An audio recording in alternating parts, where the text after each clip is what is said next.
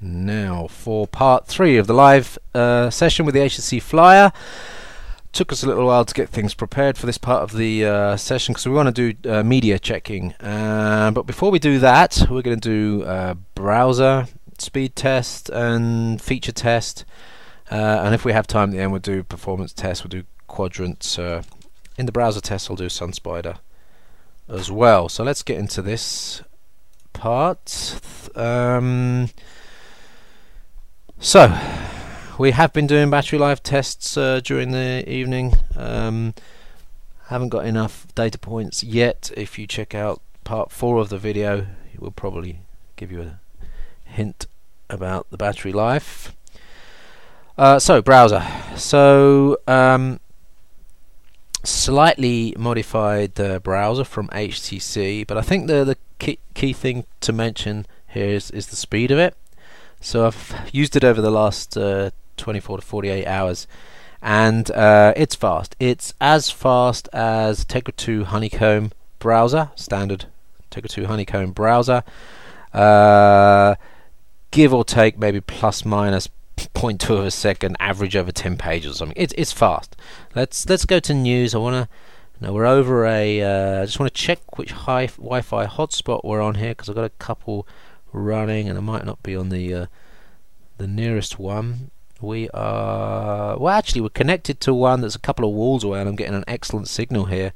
But I will connect to the local one that I've got here, so it will effectively emulate, your in-house experience. So back to the browser. So news.google.com. Notice the default font size on this. It looks like HTC have set the device to report probably MDPI, medium DPI. So what happens is default fonts and text in applications are much smaller than you get on the Galaxy Tab. Depends how you look at it.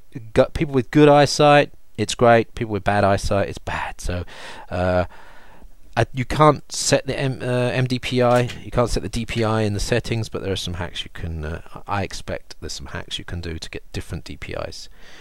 Right, so let's just go to the first article. This is all random stuff because it's on Google News.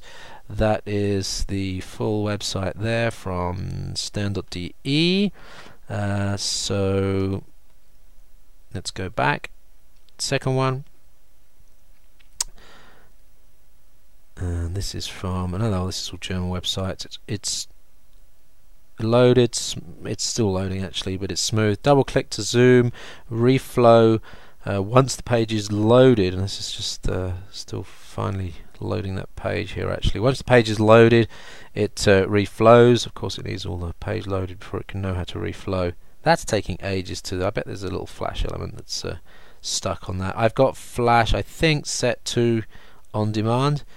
Right, so now that page is loaded, we can zoom and it should, there you go, reflows very quickly actually. I'm impressed at the reflowing speed and that general performance of scrolling and stuff there. I've got 2 pages running, so then you've got this little feature up here where you can switch between pages really quickly.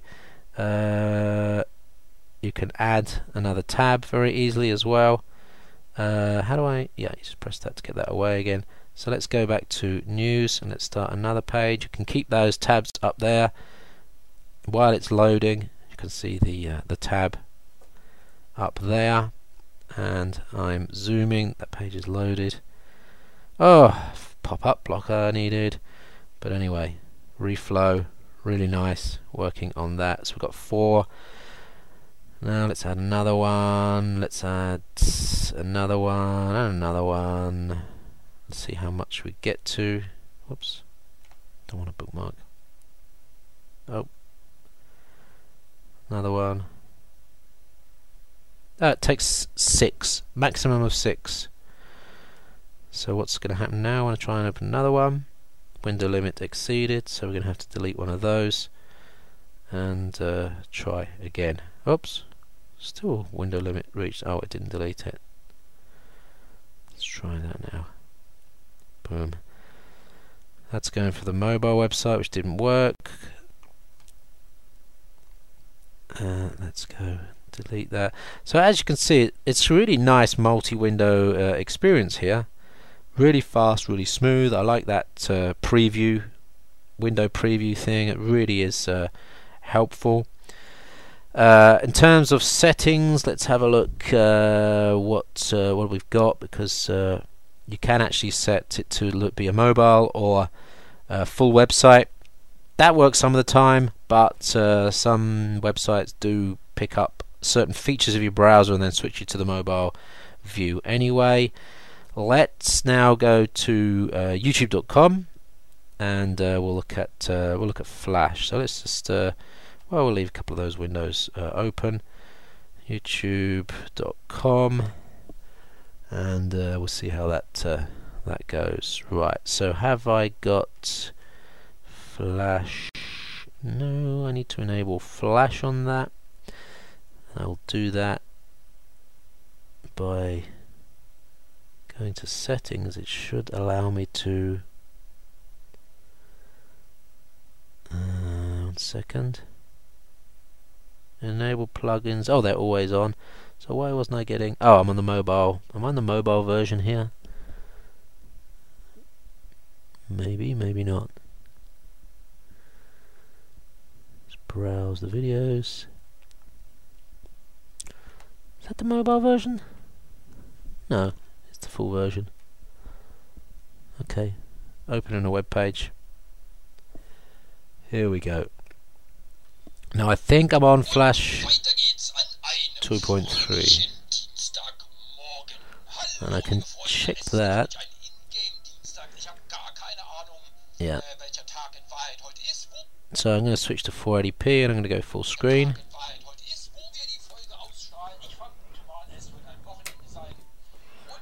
Oh, that's crap, it's a game. I need to find a decent moving video. Okay, let's try this, whoever this young lady is. Okay, so full screen it. And we'll go to, we're on 480p. So let's see how the 480p experience is. That is perfect. Apart from that one jutter there. And that is perfect. I haven't got 720p on that, so let's go to an HD. See if we can get something that's got 720p and 1080p, and obviously that asteroid impact one will allow me to do that. So full screen, we're starting with 360p. There is an error there. There's an overlay coming. I'm going to go straight to 720p. Oh, it only works up to 720p here. Let's see if it works.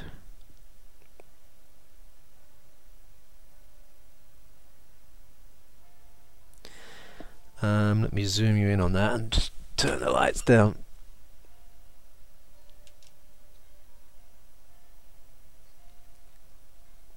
So you should see any frame drops. There's one or two minor stutters. Oh come on, I need to have a... There we go. So I'm going to say it's dropping maybe 10% frames, which for anyone that likes smooth video is going to annoy the hell out of you. So you're almost getting 720p out of the device, which is more than you get out of the YouTube player. So for streaming YouTube into a TV, it's almost there, and this is with Flash 10.3. Right, let's come out of that window, close that there, and we'll do a SunSpider test now. SunSpider. We'll search for SunSpider, and we'll do this in portrait mode. And oops, wrong one. SunSpider 0.91. Let's zoom out so you can actually see that. You won't be able to see what's going on. Well, you might, if you've done this test a million times, you'll probably recognize how fast it is just from the way it flicks through those. And that'll be it on the browser test. After that results come back, we'll look at the media stuff. Let's just let that run through, and I want to see if there's any questions that have been asked. Guy, question: can you pause a video and do a screen snap? So as I mentioned before, you can't do a screen snap unless you've got the pen. It's a good question. Let us see if we can do that. A very good question. So once this is done, the Sun Spider test, we'll do that test. It's really worth doing. And also, what? Okay, there's a guy sent a link for the mobile high definition link. Maybe Guy, you could put that into the chat session. Just checking the chat for any questions. Yeah, you're talking about options there. The ePad memo. Of course, the Iconia A100 is now delayed later in the year, which is not good. A lot of people were waiting for that. I'm wondering whether Google are holding things back a little bit there on allowing other platforms. Oh no, it's Tegra 2 anyway, isn't it? Maybe other screen sizes to use. Or whether they had a problem with Acer, they wanted to do some specific stuff and Google wouldn't let them. I don't know. Who knows? I mean, the hardware must be ready, right? There's nothing wrong with Tegra 2 and a 7-inch device. There's nothing wrong with Honeycomb on Tegra 2. Right, let's give you this score now. You might not be able to see it in the window. So 2567 is... I'm sorry, this won't zoom in far enough to see it, but 2567 is what it says there, and that is pretty impressive. That is, when you look at the Galaxy Tab, comes in at 6.8. I think the iPad 2 is coming in at around 2, and that's a dual-core device. And 2 seconds or 2000 milliseconds is what the Honeycomb Tegra 2 platforms are doing as well. So you're seeing the theoretical advantage, but you're also seeing it, I think, compared to the Galaxy Tab, it's about 1 to 2 seconds per page quicker, 10 to 20%. That's really quite significant, and so one thing for me that I'm thinking maybe I need something better than the Galaxy Tab now that I've seen it, because it's so much more smooth in terms of, you know, being able to dive into a page as it's downloading. So it's pretty cool.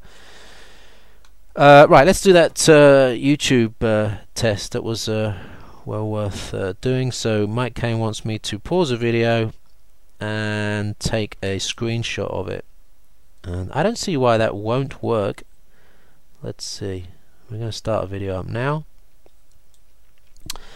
and let's switch to the right camera. So let's try it full screen, see what happens. I'm just going to leave it running. Click! Yo! That worked. It's paused the video as well in the background, which is quite nice. So I can now do some really weird stuff with the picture and share it with, well, I'm going to send it right now to, oh, it's still synchronizing my email. I was going to send it to Mike Kane. But anyway, if I discard that, what's going to happen? Yeah, the video starts again. So it works full screen, so clearly it's going to work in windowed mode, right? And do we have to stop anything? Nope, there you go. Works. That's kind of nice, I like that. Good question, Mike. Right, let's come out of that window now. Good. So that's pretty much it for the browsing stuff then, I think. I'm going to stop this part of the video. I'm going to set up for performance tests and do that in another part of the video. We'll whack through 2 or 3 performance tests, including quadrant and maybe some graphics tests as well in next part of the video. So thanks for watching this part. Carrypad.com. My name's Chippy. This is the HTC Flyer. See you in part 4.